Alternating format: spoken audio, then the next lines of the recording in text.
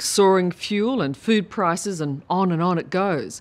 But I've managed to find a tiny glimmer of hope, a community that's beating the 21st century blues, a place that gives people power a whole new meaning. There are no electricity or water bills, they grow their own food and recycle everything.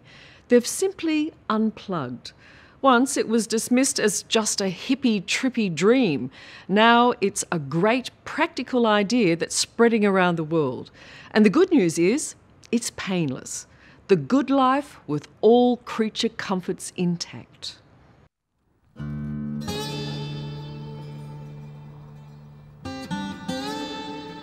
Taos, New Mexico, where the Rio Grande carves its way through as harsh a landscape as you'll find anywhere. Out here in the desert, they're building homes that could change the way we live, how we eat, where we sleep, how we survive. Right on. We can make a home, make its own electricity, harvest its own water, contain and treat its own sewage, heat and cool itself, use byproducts of the world, produce food anywhere. And we can put a family of 4 in there, and they don't need to do anything. Mike Reynolds is an architect who builds what he calls Earthships. Totally self-sufficient homes out of garbage. Tyres, beer cans, bottles, all the leftovers from an affluent society are put to good use. Mike Reynolds has been doing this for 35 years, and now he's built a whole town from trash.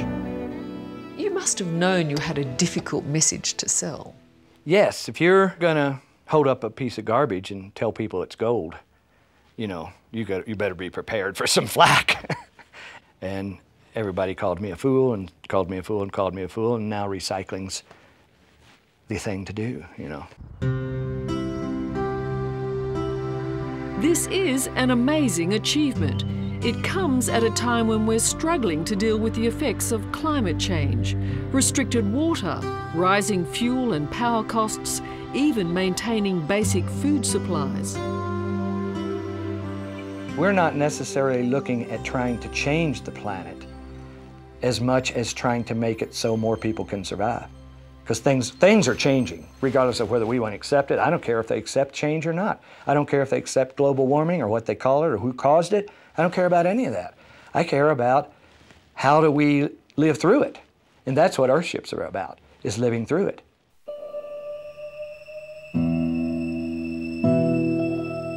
This is pretty tough country. Scorching heat in the summer, below freezing and snow in the winter, and only about 8 inches of rain every year.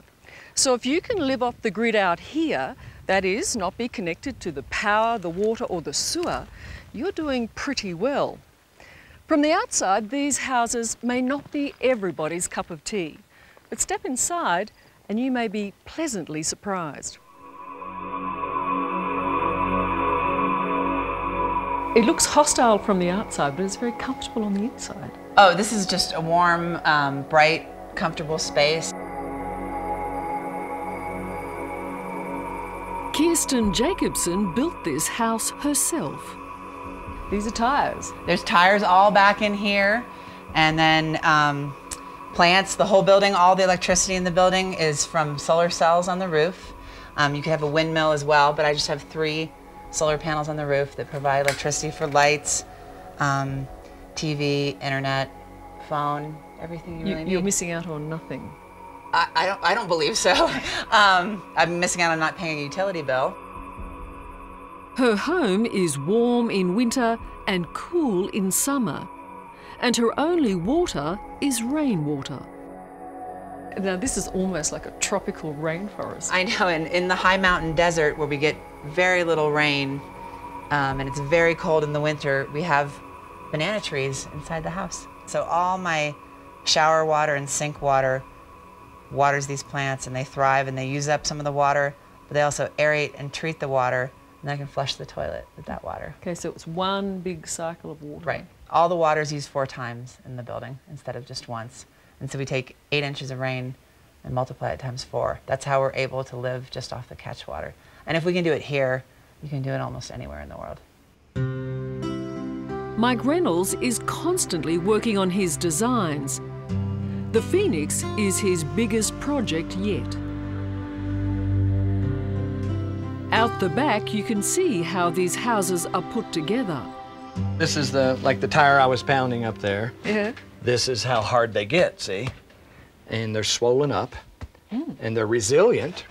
It's getting rid of something that we have mountains of that we don't know what to do with, and it's low tech. And this material is indigenous to the entire planet. If Taos is not your style, then maybe this is. On this small patch of Queensland's Gold Coast, they're also building entirely self-sufficient homes. It's the same principle, but instead of tyres and cans, it's earth and cement. These are the essentials. This is the backbone, the spine of the house, and this is what regulates the temperature within the house and keeps thermal inertia, so that when it's hot outside, it's nice and cool, and when it's very cold outside, it's nice and warm in the home. Chris Walton is developing the eco-village at Currumbin, a model for the way we could all live. We orientate our houses correctly. We insulate our houses well. We try and include the winter sun and exclude the summer sun. Do I have to throw anything out? Do I have to surrender anything? Well, we don't allow air conditioning in here because our houses are very comfortable without air conditioning. Water? What do you do for water?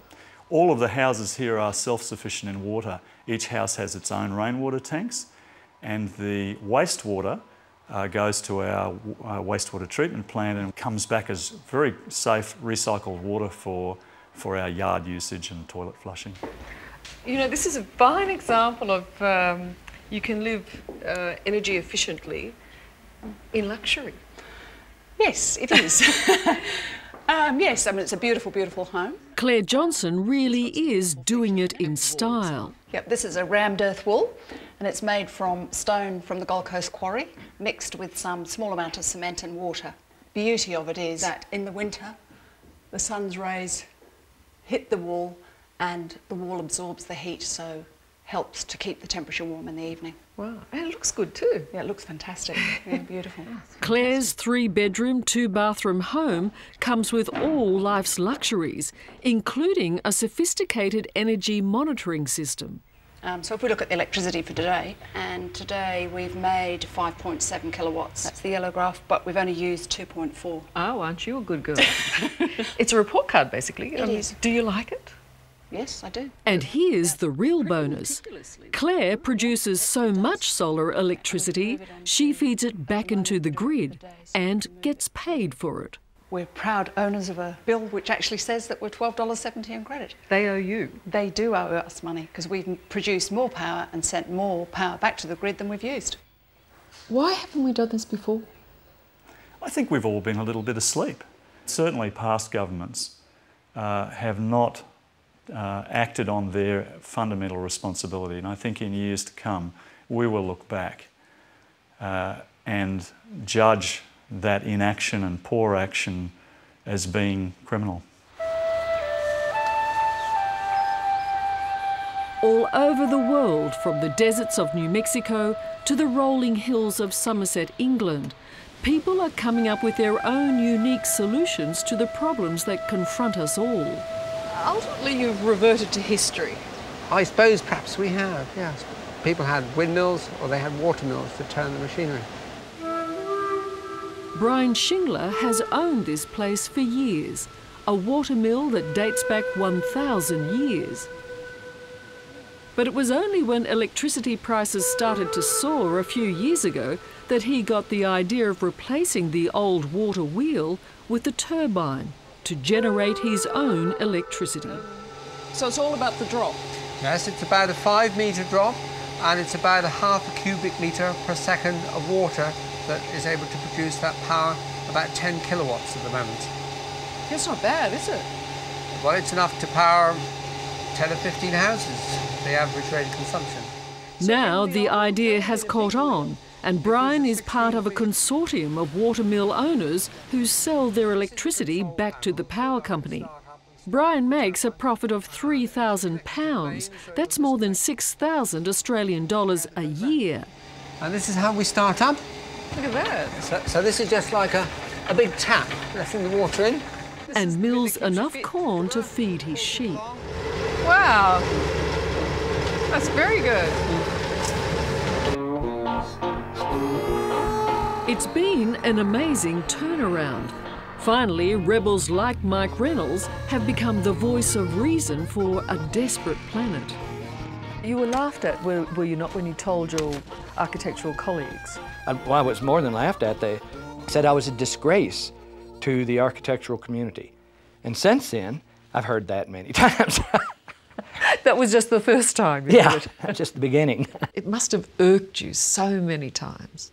Having to, you know... Refrain from killing people? Yeah.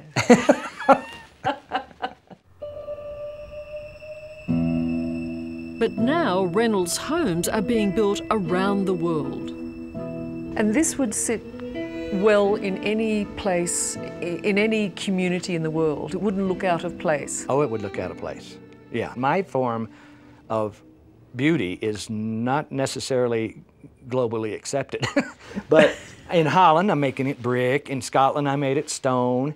In Jamaica, I'm making it with verandas. And so I'm making it palatable. I'm starting to wise up onto that no matter how good something is, people will die before they'll use it.